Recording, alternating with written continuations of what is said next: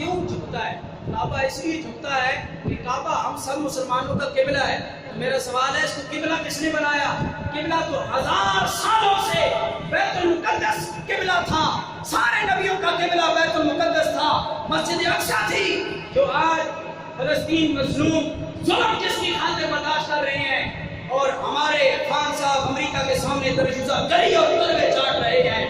آج کے حالات اور معاملات وہ ہزاروں سالوں سے سارے نبیوں کا قبلہ تھا بیت المقدس مسجد اقصی، تو اس ہزاروں سالوں سے قبلہ تو مسلمانوں کا وہ تھا، تو اس کو کعبہ کو قبلہ کس نے بنایا؟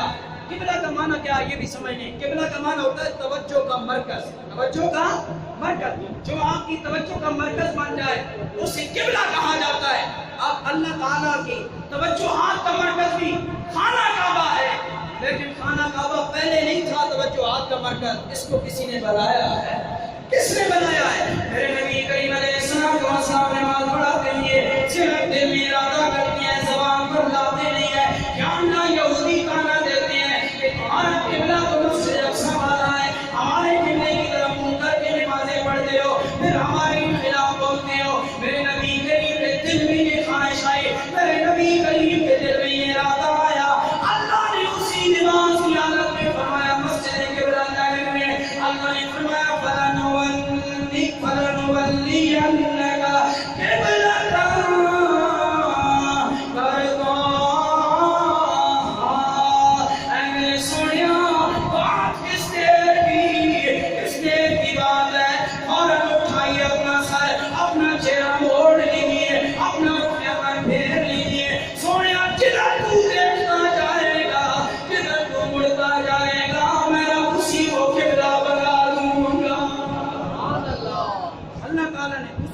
کہ پہلا سبب پڑھے ہو تفسیر پڑھے، اللہ تعالیٰ نے فرمایا سونیا قبلہ جدھر تو کہے گا ادھر ہی ہم بنا دیں گے۔ تو پتہ چلا کعبہ کو توجہات کا مرکز کس نے بنایا؟ میرے نبی نے۔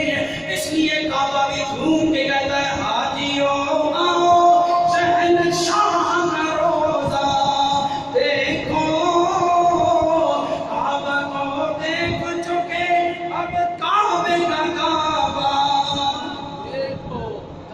کعبہ دیکھو۔ سامنے جی بکار یہ خاص آج کا فلسفہ